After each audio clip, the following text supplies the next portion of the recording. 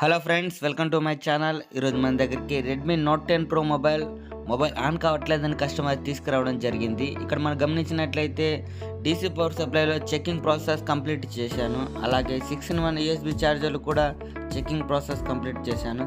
తర్వాత బోర్డులో ఏమన్నా ఫంగస్ కానీ వాటర్ డ్యామేజ్ కానీ ఏమైనా ఉందా మనం బోర్డుని డీప్గా మనం అబ్జర్వేషన్లో చేసాము. ఎలాంటి డ్యామేజ్ అయితే లేదు. ఆల్మోస్ట్ ప్రాబ్లమ్ అబ్జర్వేషన్లోనే మనకి అర్థమైంది. అలాగేలాగా ప్రాబ్లం అబ్జర్వేషన్లో మీకు అర్థమైందని మీకు డౌట్ రావచ్చు. వీడియో చివరిలో ఆ విషయం నేను చెప్తాను. మనం గమనించినట్లయితే సిపియు నీట్గా రిమూవ్ చేయడం జరిగింది.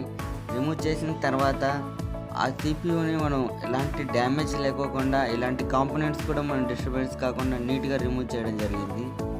బోర్డుకున్న బ్లాక్ గ్లూ మొత్తం మనం నీట్గా ఎలాంటి ప్యాడ్స్ డిస్టర్బెన్స్ కాకుండా, అలాగే ఎలాంటి కాంపోనెంట్స్ కూడా డిస్టర్బెన్స్ కాకుండా నీట్గా క్లీన్ చేసుకోవడం జరిగింది. విక్కుతో మనం ఎక్స్ట్రా ఉన్న ఆ యొక్క శాలరింగ్ మొత్తం రిమూవ్ చేయడం జరిగింది. ఆల్మోస్ట్ కంప్లీట్ అయిన తర్వాత ఐసీకున్న గ్లూ కూడా మనం రిమూవ్ చేయడం జరిగింది.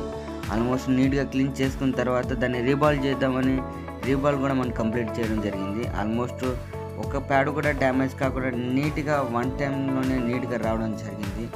సిపియు రీబాల్ కంప్లీట్ అయిపోయిన తర్వాత మొబైల్కి రీఫిట్టింగ్ చేసి చెకింగ్ చేయడం జరుగుతుంది. నేను ఇందాక మీకు చెప్పాను కదా, మీరు ఎలాగ చెకింగ్ ప్రాసెస్లోనే ప్రాబ్లమ్ని ఐడెంటిఫై చేశారని. ఈ మొబైల్ కామన్గా వస్తున్న ప్రాబ్లమే ఇది.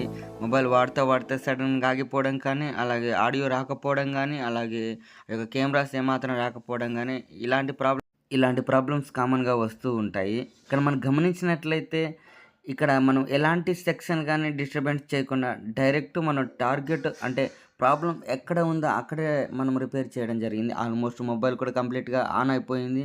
మన టచ్ కూడా ఆల్మోస్ట్ వర్క్ అయిపోతుంది. సౌండ్ కూడా కంప్లీట్గా వస్తుంది. ఇలాంటి ప్రాబ్లమ్స్ ఏమైనా ఉంటే మమ్మల్ని కన్సల్ట్ కావచ్చు. 100% సొల్యూషన్